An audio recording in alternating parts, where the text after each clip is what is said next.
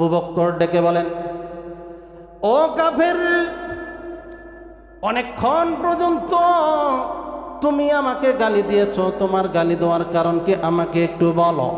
তুমি আমাকে অন্যায়ভাবে গালি দিতেছো। আমি তোমাকে কখনো প্রহার করি নাই, তোমাকে কোনো অন্যায় করি নাই, তোমার সম্পদে কখনো হাত দেই না, এরপরও কেন তুমি আমাকে গালি দাও?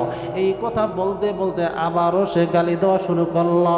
আবু বকর একবার নয়, দুইবার নয়, তিনবার চুপ থাকার পরে শরীয়তের মোতাবেক সে একটা গালি দিয়া দিল। এ বন্ধু বাবাজি, যেই নবীজি এতক্ষণ পর্যন্ত কাফের গালি দেওয়ার কারণে মুস্কি মুস্কি হাসে, ওই নবীজির চেহারাটা ফ্যাকাশে হয়ে গেল। নবীজি মনটা খারাপ করল। নবীজি ওই জায়গায় আবু বকরকে রাইখা একাই চলে গেলেন। আবু বকর সিদ্দিক রাদিয়াল্লাহু তাআলা আনহু, খুব খেয়াল করে শুনবেন এ বন্ধু, এ বাবাজি, আবু বকর গালি দেওয়ার পরে নবীজির মনটা বেজার হওয়ার কারণে আবু বকর চিন্তায় পড়ে গেলেন, কি ব্যাপার, কি ব্যাপার, এতক্ষণ পর্যন্ত আমাকে কাফের গালি দিচ্ছিল কিন্তু নবীজি হাসতেছিলেন, আর আমি এখন শরীয়ত মোতাবেক একটা গালি দিয়েছি আর আমার নবীজি মনটা খারাপ করলেন, এই জায়গা থেকে চলে গেলেন। মুসলমান বন্ধুরি, আবু বকর সিদ্দিক রাদিয়াল্লাহু তাআলা আনহু নবীজির সামনে দাঁড়াইয়া ডাক দেন, নবী গো, ওই সময় কি হইল আমি বুঝলাম না। কাফের যখন আমাকে গালি দিচ্ছিল তখন আপনি হাসতেছিলেন, আর আমি যখন শরীয়ত মোতাবেক তাকে গালি দিলাম আপনি মনটা বেজার করলেন।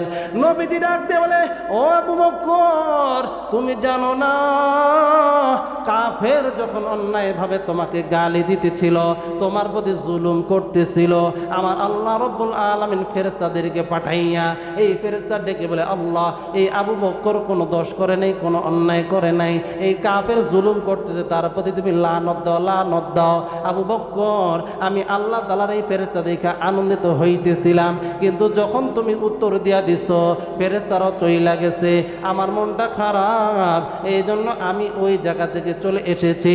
ও মুসলমান বন্ধুরি, আপনার ভাই যদি আপনাকে গালি দেয়, আপনার প্রতিবেশী যদি আপনাকে গালি দেয়, অন্যায়ভাবে যদি গালি দেয়, অথবা আপনি অন্যায় করেছেন এরপরেও গালি দেয়, আপনি যদি আল্লাহর উপর ভরসা কইরা ধৈর্য ধারণ করেন, আপনি অন্যায় করছেন এরপরে যদি আপনাকে মানুষ গালি দেয়, তাহলে আপনি যদি কোনো উত্তর না দেন, তাহলে আল্লাহ তাআলা তার গুনাহগুলোকে মাফ কইরা এই গালি দেনওয়ালাকে আপনার গুনাহগুলো তার আমলনায় দিয়া দেয়। সুবহানাল্লাহ।